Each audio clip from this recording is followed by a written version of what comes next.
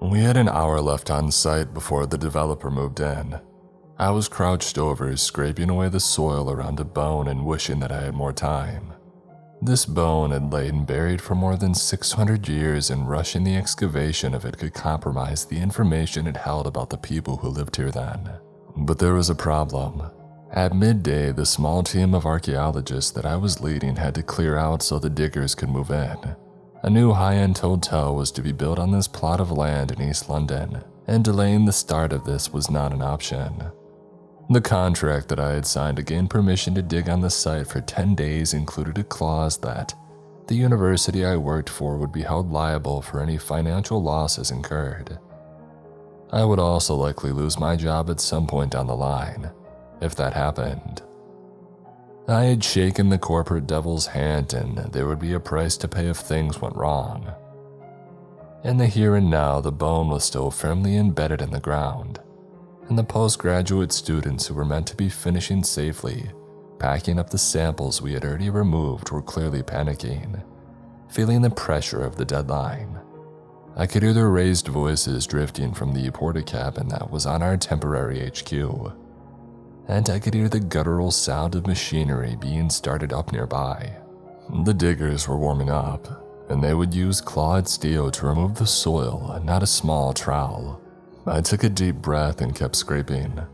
I decided that I would give it another 20 minutes, and successful or not, I would get to my feet, try and ignore the inevitable shooting pains in my back and neck from being bent over so long, and go bring some calm and order to those packing up the samples.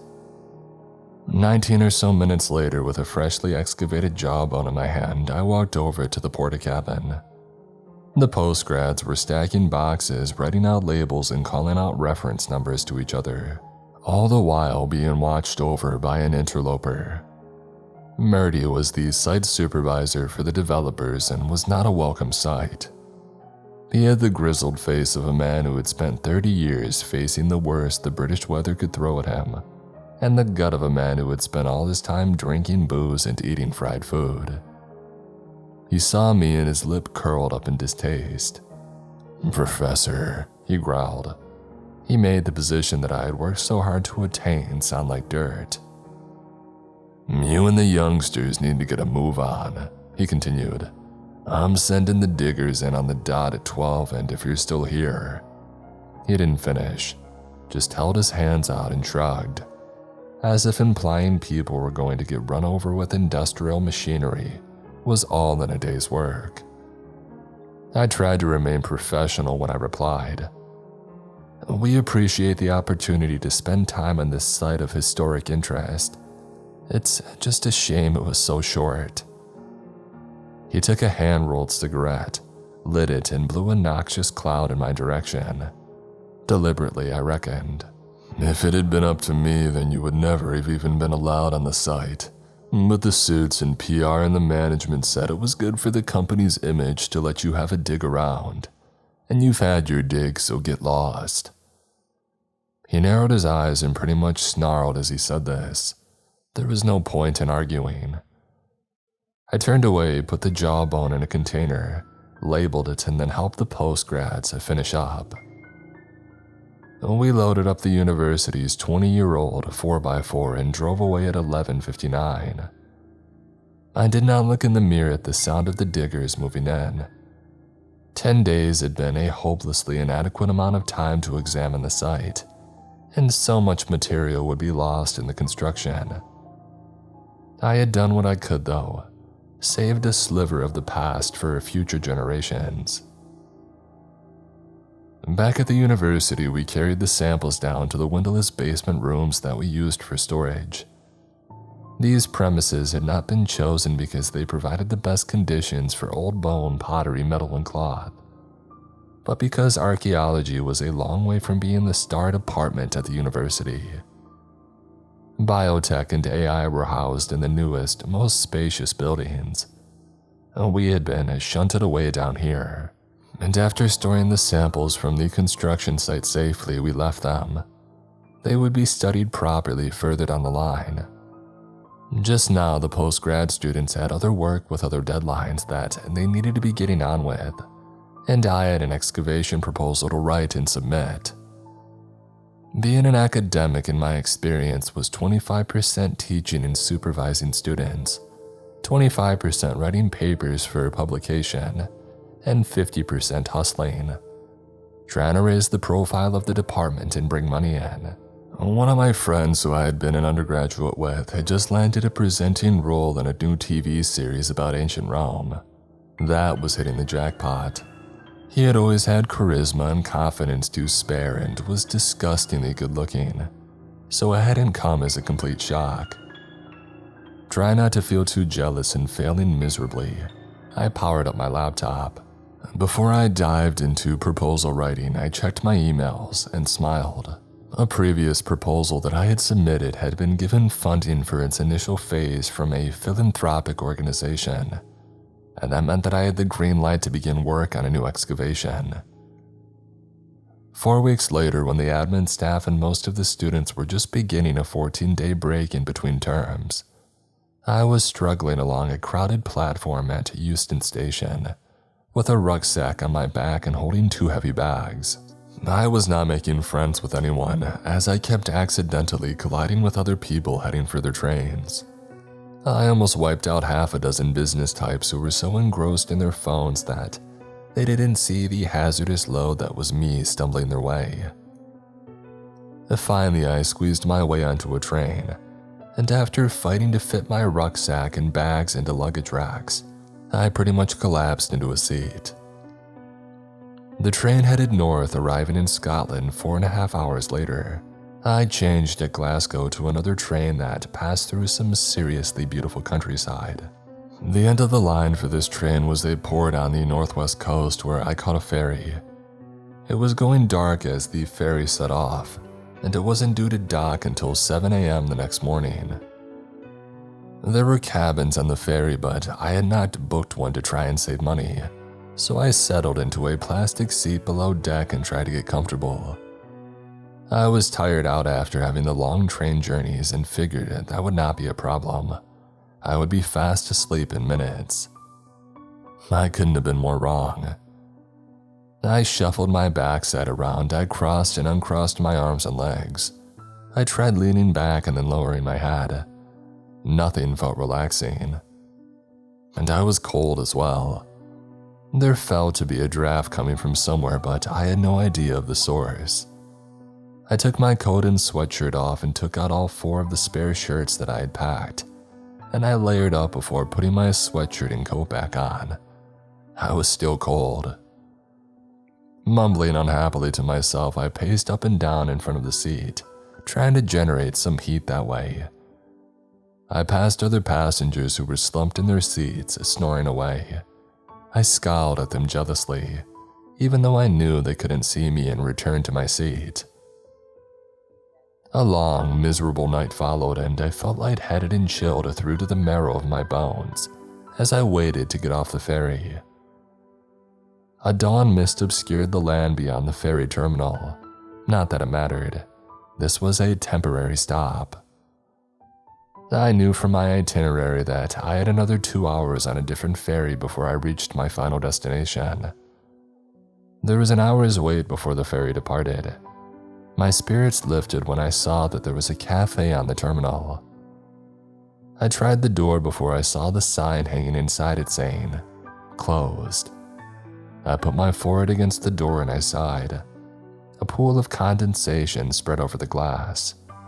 I drew a very unsmiley face in it, and I went back to stand in the cold to wait for the next ferry. There was a small, rusty vessel with nowhere to shelter. I stood on a narrow walkway holding onto a bitingly cold metal rail and was soon feeling nauseous as the ferry was buffeted by the waves. At last my final destination came into view. It was a low, dark outcrop in the gray, restless sea. As we came closer, I could make out a jetty that was presumably the landing spot for the ferry, and beyond that a flat and barren landscape. The ferry rattled to a halt, and greeted by the screams of a couple of the largest seagulls that I had ever seen in my life, which were circling up above. The barrier at the front of the ferry was unlocked, and screeched in competition with the seagulls as its rust-infected hinges moved. Excitement about the work that I was here to undertake pushed my tiredness away as I stepped onto dry land. The first written record about the island that I was now on was from around AD 495, when pilgrims had arrived here and founded a settlement.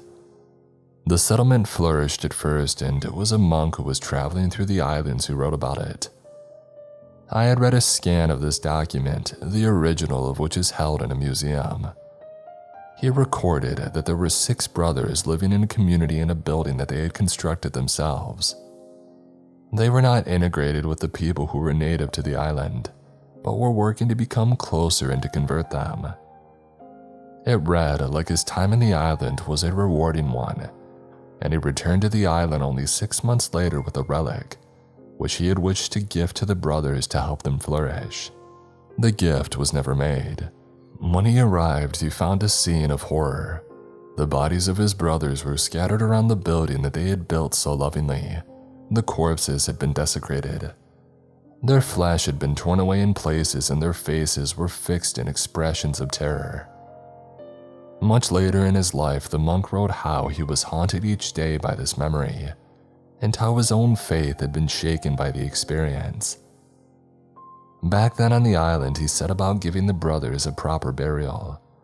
As he toiled to break open the hard ground, there was no sign of the islanders, no offers of help. He finished his task and then left, never to return. There were many in the archaeological community who had dismissed the monk's writings over the years as exaggerated at best and at worst fictional.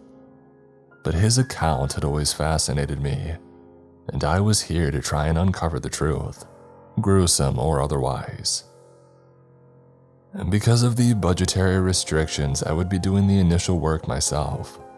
I would excavate small sample sections of the site where the brothers had lived and died.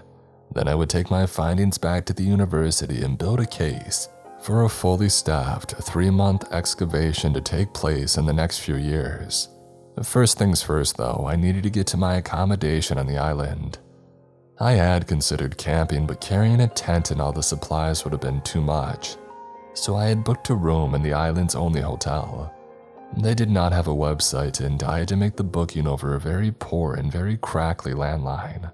I took out my phone to click on the link to the map that I had bookmarked, which showed me the way to the hotel, and I sighed. I had no signal. Welcome to the middle of nowhere, I muttered to myself and set off walking along the narrow road leading away from the ferry terminal. Hopefully this would lead to the hotel. As I trudged along, the sky darkened with rain clouds. The road, which was pitted and unmarked, did not seem to be heading anywhere, and there were no sign points and still no signal on my phone. I increased my pace as the first raindrops began to strike. 20 or so minutes or so later, I saw a cluster of buildings in the distance. On the plus side, it seemed that I had been walking in the right direction. On the downside, I was soaked to the skin from the rain. As if the fates were mocking me just as I was about to reach somewhere to shelter, the storm abated and a rainbow appeared. Feeling far too downtrodden to appreciate its beauty, I squelched on. The buildings were what passed for the island's only town. They lined either side of a narrow road. Most looked to be homes. I could see smoke from coal fires rising from chimneys, and caught glimpses of people inside at kitchen sinks and sitting in armchairs as I walked along the road. There was a general store as well, which also housed the post office. There wasn't a pub that I could see. If there had been, I would have gone in and ordered a drink. It was far too early in the day really for alcohol, but I needed a pick-me-up. At the end of the road, there is a small church with a graveyard, and opposite of this, the hotel. Some hotels boast rooms with sea views. My residence for the next 2 weeks offered views of crooked headstones. Hey, as long as it had a comfy bed, the water in the shower is hot, and they've got the internet, I could draw the curtains and ignore the neighbors, I told myself, and I went in. The reception area was dark and dusty. there was no sign of any staff. There was a printed sign on the reception desk saying, "If nobody's here, please ring this number," followed by a landline, which I would have done if my phone had been working. I let go of my bags and lowered my rucksack to the floor. A puddle of rainwater had already begun to form around me and my luggage. "Hello," I called out. "I've got a booking." Somewhere above me, a door banged and I could hear footsteps. I assumed that I had woken the owners rather than the dead, and a moment later a middle-aged man appeared behind the reception desk. He had sallow skin and thinning hair and told me that he was the hotel manager. He found my details by turning the pages in a book and after making a new entry, gave me a key. It was the largest key that I had ever seen in my life and had a plastic disc attached to it with my room number on it. During check-in at the last hotel that I had stayed in, I was told not to put my key card next to my phone because sometimes it would mess up the key card. That was in Oxford. Out here in the islands, technology wouldn't be an issue. At the Oxford Hotel, I was also informed at check-in that the bar served until 11 p.m. Still holding the key because it was too big to fit in any of my pockets, I asked the manager if the hotel had a bar. He gave me a stern look as he replied, "This is a dry island. There's no alcohol anywhere here." I managed a weak smile as I told him, "No problem at all. If you could just tell me what the Wi-Fi password is, then I'll head up to my room." He shook his head. "There's no Wi-Fi here, son. There's no call for it." I looked at him with my mouth hanging open and then realized that he was being serious. I didn't ask any more questions and I set off to find my room. It was at the end of a hallway illuminated by a single light bulb hanging from a frayed-looking cord in the ceiling. The oversized key turned the lock with a loud click, and the door opened after I gave it a rattle. The light switch just inside the door didn't work and neither did the lamp on the bedside table. That was probably for the best. I could see by the daylight filtering weakly through the window that the room was grim. The carpet was a shade of lime green and the walls painted light brown, and the curtain and the bed covers were a sickly pink. Grimacing, I carried my luggage over to a wardrobe that looked as if it had been put together by somebody who really hated wardrobes, and then noticed that I had walked mud all over the carpet. In my opinion, it wasn't possible to make the lime green carpet look any worse, but I had been brought up to respect other people's property, so using a tissue that I had in my pocket, I tried wiping up the mud. All I managed to do, though, was spread it around. Should not have done that, I thought, but decided that the mess would have to wait. I was tired. I decided to have a few hours of sleep and then head along to the site and do a reconnaissance before dusk. Even though I was far away from London and its thousands of faceless threats, I automatically locked the door and left the oversized key in the lock. I closed the curtains, shuffled in my socks over to the bed, and pulled the bed covers back. A musty smell drifted out. Ignoring it, I took some of my clothes off and then gave up. I didn't even have the energy to get undressed properly. I climbed into bed and yanked the covers up to my neck and closed my eyes. At last, I thought. Only there was something pressing into my back between my shoulder blades. A bed spring. I rolled over onto my side to get the spring out of my back. The bed creaked loudly and I sank into a gap in the mattress where there wasn't any support. I didn't move again. I laid there hating the entire world. Somehow I fell asleep or I passed out, whichever it was. When I opened my eyes, darkness showed around the edges of the curtains. I cursed. I had slept through what was left of the day. A shower might help, I thought, and I went through to the in-suite bathroom. I pulled the light cord and a bulb in the ceiling flickered into nauseatingly bright light. The toilet looked like it should have been condemned, and there were cracks in the sink around which small black flies circled. At least the shower appeared clean. I stripped off, stepped inside, and turned the controls. No water appeared. There was a rattling sound from the pipes, and then the shower spat out a lump of brownish liquid. I moved quickly enough not to get any of it on me. Any idea of washing abandoned, I layered up with clothes again, sat on the bed, and waited for dawn to put me out of my misery. When first light crept into the room, I went downstairs to complain and asked to be moved to another room. The smell that rose to meet me gave me a whole new perspective on the hotel. The aroma of bacon frying hit me. My stomach started to growl and my mouth watered. I took the last few stairs, 2 at a time, as I hurried towards the smell. There was a door off the reception area, and I could see a single place had been set at one of the half-dozen small tables. The hotel manager came into the room carrying a plate with a full-cooked Scottish breakfast and put it down next to a teapot and toast in a rack. He wished me good morning and left me to devour the food. My cholesterol levels raised and my spirits soothed. I sat back and sipped a second cup of tea dosed with 2 spoonfuls of white sugar.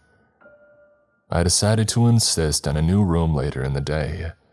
I did not want any more delays to getting started with my work on site. The equipment that I would need for the first day crammed into my rucksack, I set off with close to a spring in my step. I had enough old-school tech, including a compass and a paper map, to manage without connecting to the internet, and it took me under an hour to reach the site of the settlement.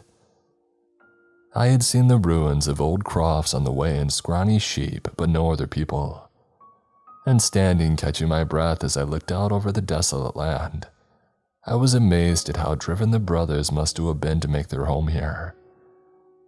There were no remnants of any buildings visible on the surface, but I was optimistic that I would find remains of the lives lived here, and violently lost here, if that aspect of history was true.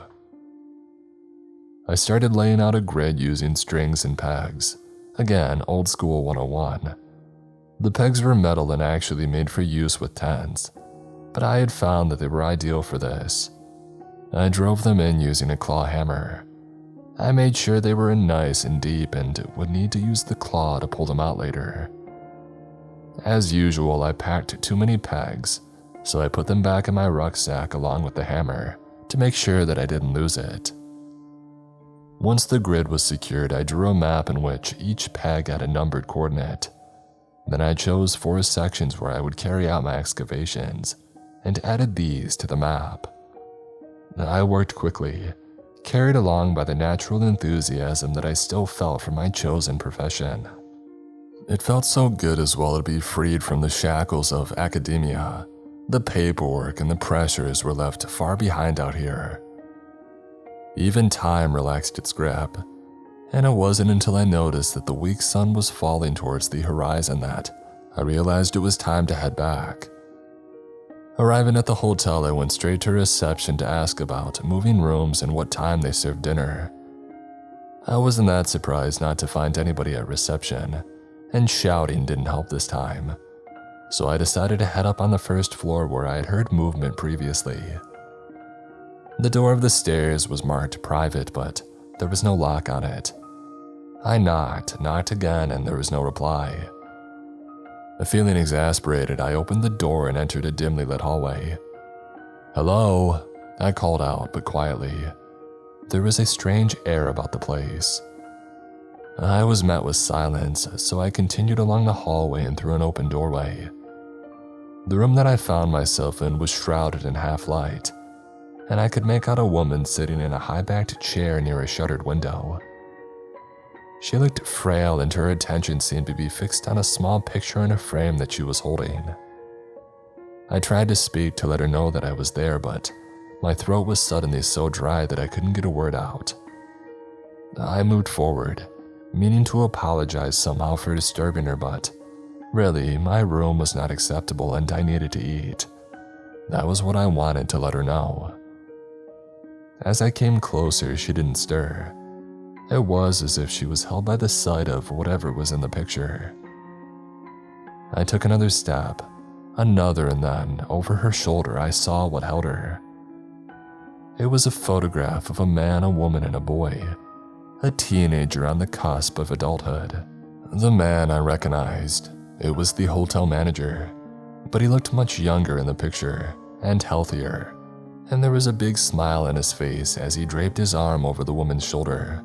The woman looked happy as well. Her long dark hair was loose over her shoulders and her smile was in her eyes. They glistened for the camera. The boy was clearly their son but took more after his mother. Like the man, she had changed over the years. Her hair was white and tangled, and the nails on the hand that held the picture were bitten to the quick. I was still staring transfixed, trying to understand, when I heard a voice behind me. "What do you think you're doing?" The hotel manager's face was flushed dark red with anger as he spoke. "You need to get out of here now." Mortified, I held my hands up. "I'm so sorry," I replied. "I just wanted to ask about my room and dinner, but I couldn't find you. I didn't mean to intrude." "We can talk downstairs," he told me. I nodded to show my agreement and then turned back to the woman in the chair, wanting to apologize to her, but her gaze was still fixed on the photograph. It was as if I wasn't even there.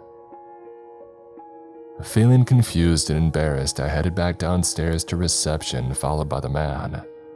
He exhaled deeply, ran a hand through his thinning hair, and then said in a quiet voice, "My wife, she's been like this since our son." He began to choke up. I said the only thing that I could think of. "I'm so sorry." He wiped away a tear before going on. Thank you. Things have been so hard, and I admit I've let the business go to ruin, and you're the first guest that we've had this year. The only thing that I do seem to get right these days is the cooking. Speaking of which, I can make you some homemade soup with bread and butter for your dinner. A traditional local broth packed with vegetables. I hope that will do." My tension eased. I smiled and said, "That would be great." The soup was as good as it had sounded. Reception was once again deserted when I had finished eating, and I decided that I could put up with the state of the room for one more night. I dragged myself up the stairs and along the hallway lit by its single bulb, went into my room, locked the door on autopilot, and lay on top of the bed fully clothed. I was utterly spent and fell asleep the moment that my eyes closed. Feeling rested but grimy as I had not washed for days now, I went downstairs and was delighted to be greeted by the smells of another traditional local breakfast. The hotel manager brought it to the table. He looked even more jaded than before though. As he put the plate down, he said in a hoarse voice, "You were seen heading to the site of the old settlement yesterday." I had no idea who could have seen me, but on a small island such as this, news clearly traveled fast. Before I could say anything, he went on, "My wife thinks that you're intruding, that our island's past is our business and no concern of outsiders. She wants you to leave." I must admit that got to me. Look, I don't want to be rude, but I'm a professional archaeologist carrying out a perfectly valid investigation. And I paid in advance for my accommodation here and my travel back to civilization. So unless you want to cough up a full refund plus the cost of the new ferry and train tickets, you're stuck with me, buddy. Outburst over, I took a moment to breathe. He looked hurt and I felt bad, especially the jibe about civilization. "Look," I said, "I'm sorry for what I said, but seriously, I'm here to do a job and I'm not breaking any laws, so..." I left it hanging so that he could explain any objections further, but he simply shook his head and walked out of the dining room. I ate the breakfast because I needed the fuel for the day ahead, but I didn't enjoy a single bite. The walk out to the site was dull, but as I neared, the enthusiasm that I felt for my work began to filter through and I started to feel better. In a few weeks' time, I'd be back in London, back at the university with findings to write up and present. And if and when a large-scale excavation was given the funding green light, We would all be camping and fully self-sufficient. I'd make sure of that. Daydreaming of a brighter future, I made it to the site, and my good mood disappeared. The grid that I had laid out so carefully the day before had been torn up. String and pegs lay scattered across the ground. I would have to start again. I swore out loud. This couldn't have happened accidentally. It was deliberate vandalism. But who would have done such a thing? I clenched my fists as the only possible answer presented itself. It was the person or persons from the town who had seen me coming here the day before. And after sharing the news, they must have returned overnight and destroyed my work. It was intolerable. I was muttering obscenities under my breath and trying to gather the strength to start again when I realized that I was not alone. There was somebody standing in the distance watching me. I had no idea who they were apart from the jerk responsible for this. "Hey, you!" I screamed at them. "You think it's funny? I'll come over there and kick your backside. See if that wipes the smile off your face." I walked towards them, my blood boiling. But before I could get even close to them, they turned and began to move away. I shouted out a few more insults and then took a deep breath and went back to start again. I was not going to be defeated by small-minded, small-town losers. Long, tiring hours later, with the damage repaired and the first sample excavation begun, I headed back to town as the light faded on another day. I wasn't sure of what would be waiting for me at the hotel, so I decided to call in at the general store to stock up on snacks, as long as it hadn't closed for the day. It was a relief to see as I approached it that the lights were on and the open sign was still displayed in the door. I didn't want to tramp dirt all over the place, so I stopped outside to check my boots were not too muddy. They would do, I figured, and I looked up. There was somebody standing on the other side of the door looking at me. It wasn't a friendly look. They flipped the sign to closed and pulled a blind down. I heard the sound of a key being turned in the lock. "What the?" I exclaimed. I hammered on the door. "Excuse me, I want to buy some stuff," I yelled. The only response that I got was the lights in the store being turned off. Infuriated, I walked over to the window and held up a middle finger. "You idiots," I grumbled. It seemed the hotel manager's wife and the vandal were not the only people who had taken against my presence on the island, because I was looking into their past. I began walking back along the road towards the hotel, and I felt eyes on me. I glanced to my left. There was a woman in her kitchen looking out of her window at me. Her mouth was set tight. I held her gaze for a moment and then walked down another few steps and glanced to my right. A man and woman were looking out at me from their house. Their expressions were laced with hostility. I glanced to my left. Another couple were staring at me from inside their house, their faces cold. I tried to hold my head up high as I kept walking, but I could tell that the occupants of every single house in the village were watching me, and I could feel their anger. The hotel was close. I wanted to increase my pace, but I wasn't going to show them that they had me scared. I wasn't going to give them that victory. The church was coming up on my left now, and there was somebody leaving the graveyard. An old man. He was stooped over with age, and his gnarled hands each grabbed a wooden walking stick. He looked up at me. His eyes narrowed and his mouth opened in a toothless sneer. And then he spat. A dark globule that landed in the ground near my feet. Disgusted, I turned away and walked towards the hotel door. I paused on the threshold. Anger flared inside of me. I span around and yelled back down the street. "You really should get the internet. Give you something better to do in the evenings than being a bunch of freaks." It wasn't much, but it felt better than doing nothing. I entered the hotel and was actually relieved to see the reception desk was deserted. I had had enough and all I wanted to do was go to bed and sleep. I locked the door to my room, left the key in, and then fell onto the bed and closed my eyes, and I slept. until a noise found its way into my troubled dreams.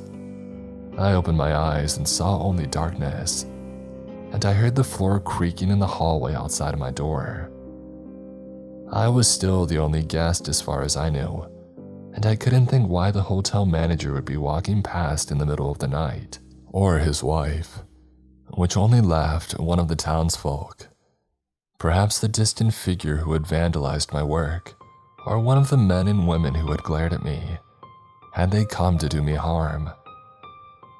I climbed out of bed and moved over to the door as quietly as I could and double-checked that it was locked. Yes, I was safe. There was no creaking sound now, and I began to wonder if I had imagined it. This was an old building. They creaked and groaned in the wind all the time. I shook my head and smiled to myself. I was being stupid. There was no one in the hallway who was out to get me. The townspeople's weird behavior had got to me, that was all. Feeling stupid, I headed back to bed, but paused, because I had heard another creak, and another. There was somebody out there. I stood and listened. Whoever it was walking up and down the hallway outside of the door. I didn't know what to do. Part of me wanted to go over to the door and lock it, storm out into the hallway and tell them to shut up. What if this person out there became violent though? They might have been drinking, and drinking makes people do extreme things. I put my head in my hands and I tried to think, and still they paced, the wood beneath their feet creaking. "Please go away," I mouthed silently. "Please." Another part of me wanted to crawl into bed, pull the covers over my head, and lie there in the darkness until they left, like a child would. I looked up. This was insane. I needed to get a grip. I steeled myself. I moved back towards the door. I was going to keep the door locked and tell them to get lost. Tell them that they're a loser, that they were not frightening me, which was a lie.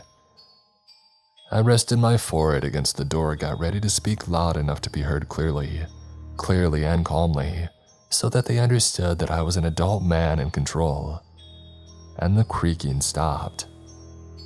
There was a moment of silence, of relief, of the hope that they had gone.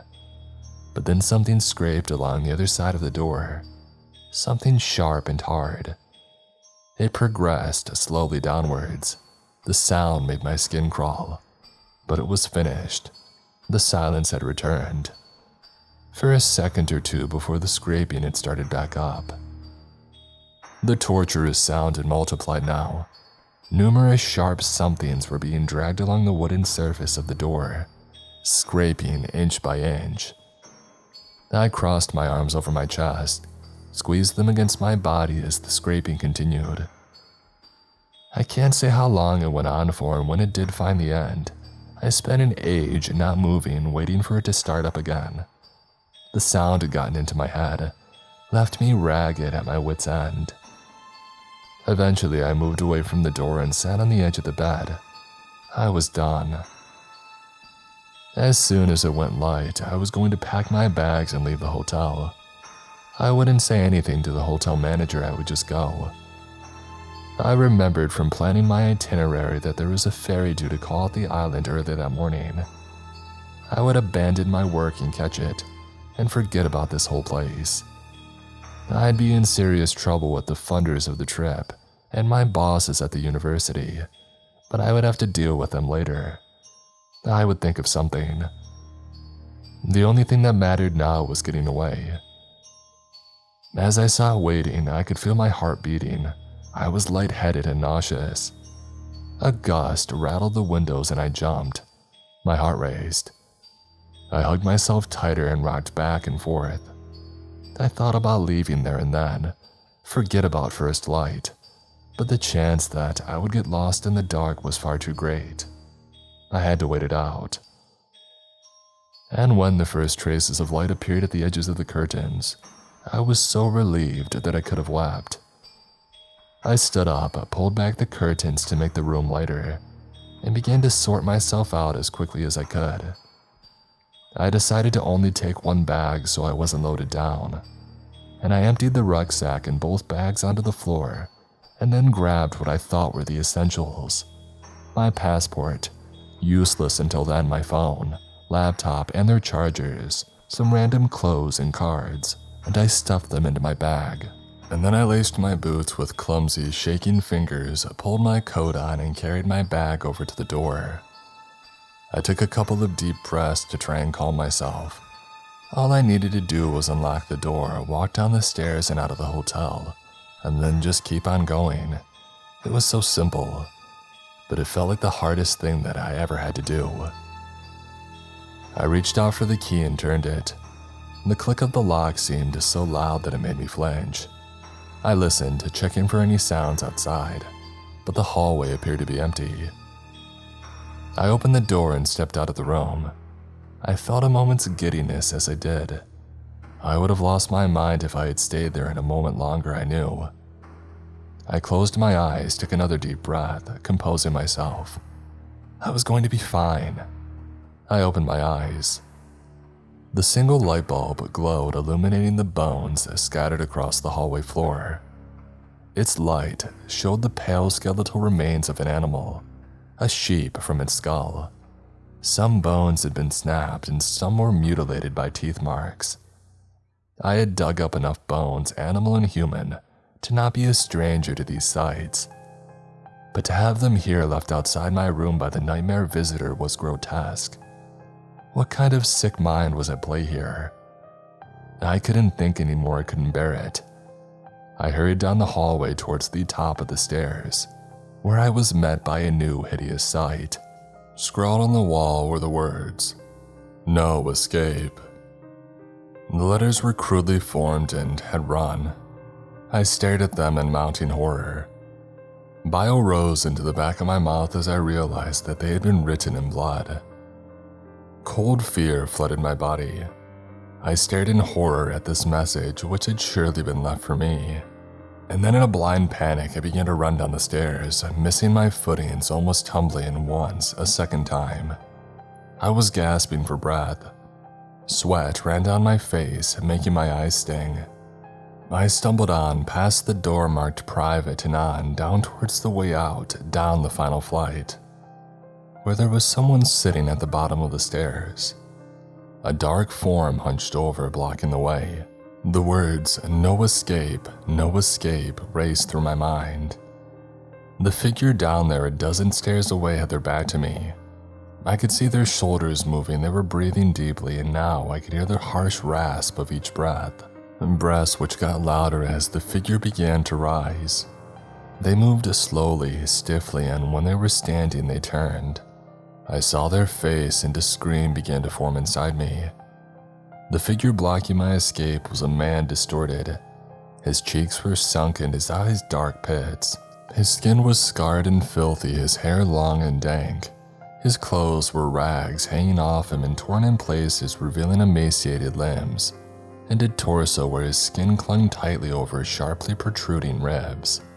His hands were held at his sides, and each finger was tipped by a long, curling, dirt-darkened nail.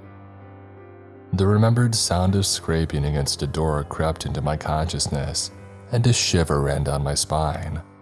Almost as if he could sense my torment, his mouth twisted into a smile. His exposed teeth were like broken shards of glass. A growl drifted out from between them, the low menacing snarl of a predator. And then this man, this feral being, began to climb the stairs towards me, growling, smiling a shattered smile and now clacking together his fingernails in a steady and sickening beat. 1 step, 2 steps, 3. I was held by fear. I could only watch and count. 5, 6. In moments, he would be close enough to reach out to me with his twisting fingernails and scrape them down my skin. 7. No, I couldn't let him get to me. I tore myself free from the paralysis and began to stumble back up the stairs. I tripped, fought my way back up to my feet. I glanced back. His mouth was moving as if he was trying to say something, but I could see his tongue was nothing but a stump. It could be that he had bitten it off himself, I thought. One clumsy chomp with those teeth and it would be gone. A hysterical laugh bubbled out of my lips, and then I yelled, "Get away from me!" and I threw my bag at him. He didn't even bother raising an arm to swat it away, and the bag rolled harmlessly off of him. I struggled on up the steps, back the way that I had come. My chest was burning with the exertion and my legs felt like they were going to give way at any moment, but I couldn't stop. I couldn't let him catch me, bite me, rip open my flesh with his sharp teeth. I lost my footing again, banged my knee hard. Pain flared as I was limping badly and I reached the floor where my room was. I did not look back as I passed the message written in blood that said, "No escape," and ran towards the bones. I scrambled past them and into the room and slammed the door closed. I needed to lock it. I reached for the key, but it had fallen out and onto the floor. I fell to my knees to grab it, but before I could, the handle turned and the door began to move. I jumped up and threw all my weight against the door to close it again, but he was stronger. The door was flung open and there was not a thing that I could do about it. He was there, framed in the doorway, a creature in a waking nightmare. He stepped into the room, moving slowly, looking me in the eye. Spittle bubbled in his mouth and his lips parted as he tried to speak again. And this time I heard him growl, "You outsider, you die." He shuffled forwards, placed one foul, nail-tipped hand on my shoulder, and with the other he cupped my face. His fetid breath was hot against my skin as he whispered hoarsely, "Now scream for me." His jaw opened. Saliva clung in lines between his jagged and broken teeth. All I could do was hope that it would be quick, but I knew that it wouldn't be. I knew in my guts that he would draw this out. He was not a wild animal that kills to survive. I swear that he was enjoying my fear, and soon he would enjoy my pain. Unless... Through the corner of my eye, I saw the claw hammer that I used to drive pegs into the ground lying on the bed after I had tipped the contents of my rucksack out. I had one chance. Adrenaline flooding my body, I brought my knee up into his abdomen, freeing myself as he gasped and let go. I flung myself towards the bed, grabbed the hammer, turned and swung it at him with all my strength. The claws cut deep into the flesh of one of his eyes. He staggered backwards, clutching his wounded eye. I raised the hammer high and then struck again. His legs gave way and he toppled backwards. He laid unmoving on the floor. I could feel his blood warm on my face, see it on my hands and on the hammer. I dropped it in disgust, grabbed a t-shirt and frantically began trying to wipe the blood off my face. The t-shirt was soon stained through, and I was looking for something else to use when I noticed the hotel manager was standing in the doorway. He came slowly into the room and looked down at the body. His voice when he spoke was heavy with emotion. "The families on the island are intertwined and a curse runs through our veins. It's been this way since the earliest days, and over the years there have been aberrations.